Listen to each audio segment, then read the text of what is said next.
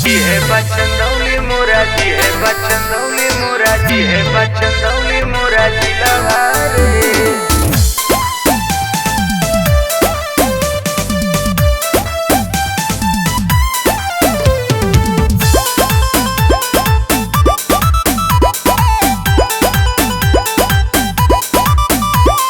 हेतमपुर से रामनगर किलावा रे, हेतमपुर से रामनगर किलावा रे।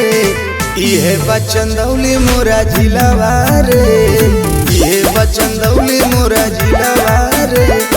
तोड़े नाई केहू का दिलावा रे, तोड़े नाई केहू का दिलावा रे। इहे बचंदौली मोरा जिलावा रे, इहे बचंदौली मोरा जिलावा रे, जिलावा रे।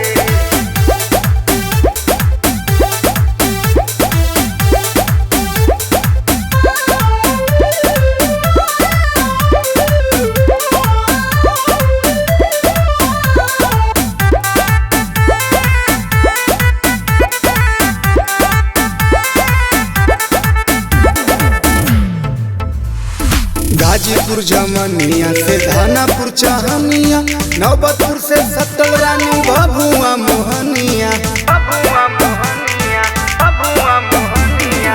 गाजीपुर जमनिया से धानापुर चाहनिया, नौबतपुर से सत्तल बाटे भभुआ मोहनिया। मुगल सराय वाला जिलावा रे, इहे बचंदौली मोरा जिलावा रे, इहे बचंदौली मोरा जिलावा रे, जिलावा रे।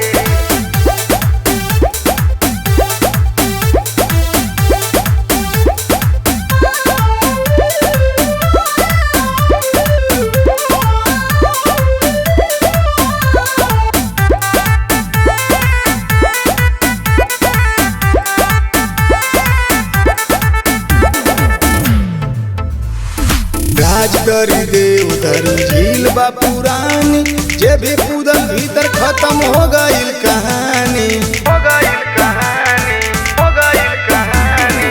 राजगरी देवधरी झील बा पुरानी, जे भी कूदल भीतर खत्म हो गईल कहानी। देखू चंद्रकांता सीरियलवा रे, इहे बचंदौली मोरा जिलावा रे, इहे बचंदौली मोरा जिलावा रे, जिलावा रे।